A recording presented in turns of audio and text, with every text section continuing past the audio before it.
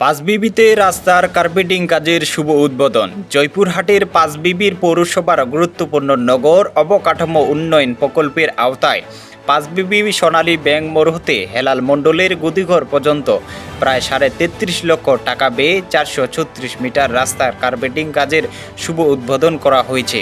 শুক্রবার সকাল 10টায় ফিতা কেটে বেটুমন পাথর মেশানো গরম ফিক্স করা মশলা রাস্তায় ঢেলে কাজের শুভ উদ্বোধন করেন জেলা ছাত্রদলের সাবেক সাংগঠনিক সম্পাদক তরুণ উদয়মান ছাত্রনেতা মোহাম্মদ শামীম হোসেন মণ্ডল। এ সময় উপস্থিত ছিলেন থানা যুবদলের সাবেক সিনিয়র সহসভাপতি মোহাম্মদ হারুনুর রশিদ সজল, পৌরসভার সহকারী প্রকৌশলী মোহাম্মদ মারুফ আহসান, ঠিকাদারি প্রতিষ্ঠানের প্রতিনিধি আব্দুল মান্নান মুন্না, বিশিষ্ট ব্যবসায়ী আটাপুর ইউনিয়ন বিএনপি নেতা আসাদুজ্জামান লিটন ও পৌর ছাত্রদলের সাবেক সাধারণ সম্পাদক মোহাম্মদ সাজ্জাদ হোসেন।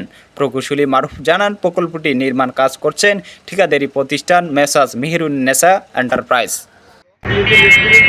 সমস্ত কাজ আমরা ভালোভাবে তদারকি করছি, কাজের গুণগত মান অনেক ভালো এবং আজকের এই কাজের শুভ উদ্বোধন ঘোষণা করলাম। মোড় পর্যন্ত 436 মিটার কার্পেটিং রাস্তার উদ্বোধন। এই উদ্বোধনে এই